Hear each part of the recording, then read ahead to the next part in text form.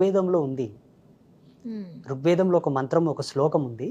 దాన్ని మనం డీకోడ్ చేస్తే వివరణ ఇస్తే జంతు బలి అంటే జంతు బలి. బలి అంటే సమర్పణ తల్లి.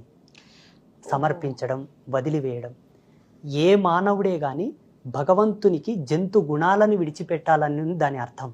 దాన్ని ఇలా మార్చారా? ఇలా మార్చారు. జంతు గుణాలంటే ఇప్పుడు చూడమ్మా, మీరు చాలా ఇంటర్వ్యూలో చెప్తున్నారు. చిన్న చిన్న పిల్లల్నే వాళ్ళకి ఇది చేయడం, చిన్న చిన్న పిల్లల మీద అఘాయిత్యం చేయడం. అవును అవును స్వామి. జంతువులు ఏ విధంగా అయితే నా కడుపు నిండాలని జింకని దాన్ని వేటాడుకొని ఎట్లా తింటాయి, తను బ్రతకడానికి వేరే వాళ్ళ గొంతులు ఎట్లా కోస్తున్నారు, ఇవన్నీ జంతు గుణాలే కదమ్మా.